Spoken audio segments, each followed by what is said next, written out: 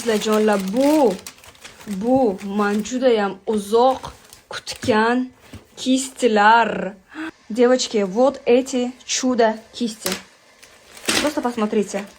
Просто любой narsa uchun bor. Любой. Ana pudraga deysizlarmi, highlighterga deysizlarmi, tenga deysizlarmi, strelkaga deysizlarmi, qoshga deysizlarmi, no lekin nimaga aynan bu kistlar deb savol bersalaringiz, o'zim sizlarga ko'rsataman. Nimaga aynan muazzam opani kistlari?